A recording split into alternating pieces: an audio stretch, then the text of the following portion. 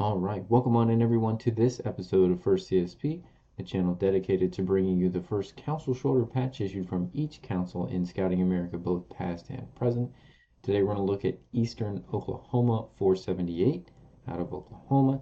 This council was originally formed in 1949 and lasted up until 1983 when it merged into Indian Nations 488.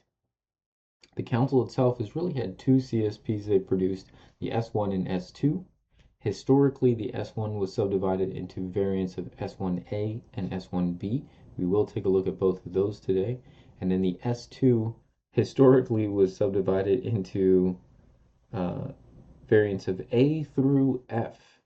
So they had a ton. If you look at more recent collecting guides, the S1s have all been merged together, so they would all just be considered S1s, and the S2s have three distinct variants. They still recognize the S2A, B, and C. We can talk about those momentarily once we get done with the S1s. But let's head on over the patch table to what was originally known as the S1A with its brown border, white sky, light blue letters, and light yellow sun.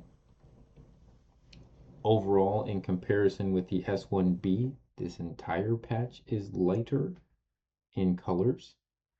This is a cloth back for the S1A. And then the S1B has the same description, except they list it with a dark yellow sun. I'll try and get the S1B just below. You can see the sun is a little bit darker, kind of brighter as well, more towards almost the gold tones as opposed to just yellow.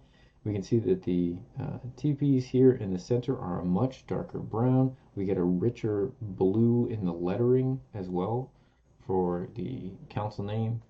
Also, we do find that this is a plastic back for the S1B.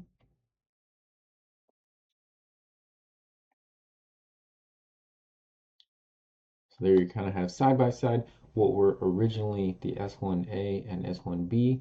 Nowadays, in the more recent collecting guides, these would all be considered just S1s. They kept with the same design for the S2, and the only difference is they add BSA.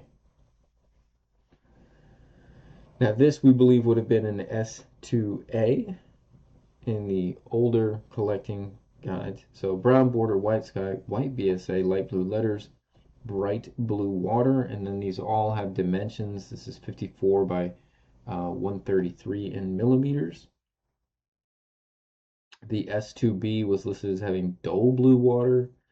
The S2C and D had blue water, but the S2C had a white line in the border, meaning essentially they were using white lock stitching. The S2D had black line in the border, again essentially meaning they had black lock stitching. Here we can see they definitely use brown lock stitching all the way around. Those actually are the two variants C and D with the white line and border, black line and border that have been retained in more recent collecting guides. And then they had E and F with gold sun, yellow sun. Again, obviously they just kept getting additional production runs, and each time they were assigning it a new variant as far as the collecting authors were doing.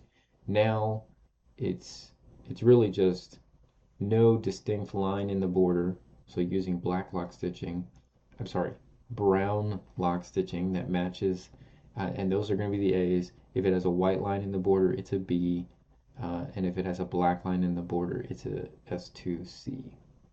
So there you have it. We have the one at least to show you a distinction from the S1 to the S2, and that really is just, does it have BSA or not? So there you have it, the first issues for Eastern Oklahoma Council out of Oklahoma. Hope you guys have enjoyed this episode of First CSP.